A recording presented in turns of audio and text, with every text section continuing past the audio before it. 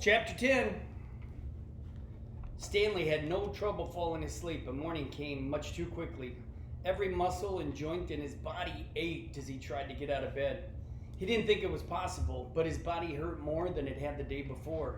It wasn't just his arms and his back, but his legs, ankles, and wrists also hurt. The only thing that got him out of bed was knowing that every second he wasted meant 1 second closer to the rising sun. He hated the sun. He could hardly lift his spoon during breakfast, and then he was out on the lake, his spoon replaced by a shovel. He found a crack in the ground and began his second hole. He stepped on the shovel blade and pushed on the very back of the shaft with the base of his thumb. This hurt less than trying to hold the shaft with his blistered fingers. As he dug, he was careful to dump the dirt far away from his hole. He needed to save the area around his hole for when his hole was much deeper.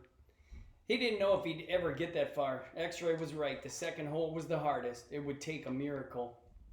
As long as the sun wasn't out, he removed his cap and used it to protect his hands. Like he put it in between his hands and the shovel.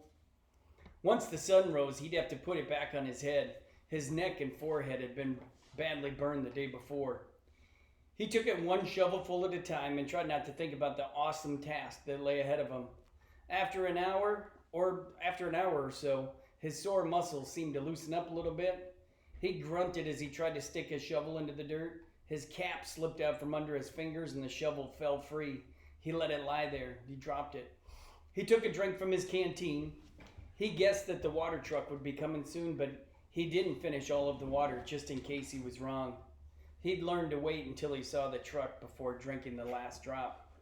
The sun wasn't up yet, but its rays arced over the horizon and brought light into the sky.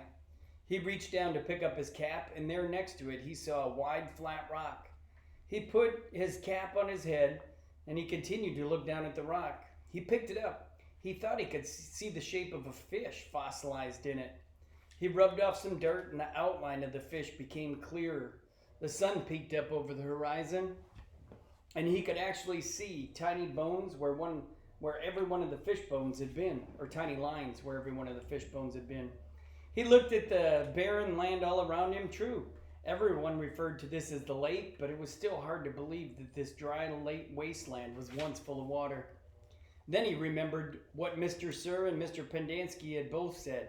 If he dug up anything interesting, he should report it to one of them. If the warden liked it, he'd get the rest of the day off. He looked back down at his fish. He had found his miracle. He continued to dig, though very slowly, as he waited for the water truck. He didn't want to bring attention to his find, afraid that one of the other boys might try to take it from him. He tossed the rock face down beside his dirt pile, as if it had no special value. A short while later, he saw the cloud of dirt heading across the lake. The truck stopped and the boys lined up. They always lined up in the same order, Stanley realized, no matter who got there first. X-Ray was always at the front of the line. Then came Armpit, Squid, Zigzag, Magnet, and Zero. Stanley got in line behind Zero. He was glad to be at the back, so no one would notice the fossil. His pants had very large pockets, but the rock still made a bulge, like it stuck out of his pocket. Mr. Pendanski filled each boy's canteen until Stanley was the only one left. I found something, Stanley said, taking it out of his pocket. Mr. Pendanski reached for Stanley's canteen, but Stanley handed him the rock instead. What's this? It's a fossil, said Stanley. See the fish? Mr. Pendanski looked at it again. See, you can even see all of its little bones, said Stanley.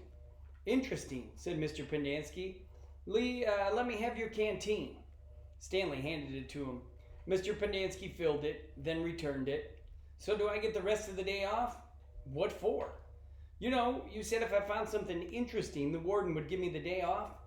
Mr. Pendanski laughed as he gave the fossil back to Stanley. Sorry, Stanley. The warden isn't interested in fossils. Let me see that, said Magnet, taking the rock from Stanley. Stanley continued to stare at Mr. Pendanski. Hey, Zig, dig this rock. Cool, said Zigzag. Stanley saw his fossil being passed around. I don't see nothing, said X-Ray. He took off his glasses, wiped them on his dirty clothes, and put them back on. See? Look at the little fishy, said Armpit. That's the end of chapter 10.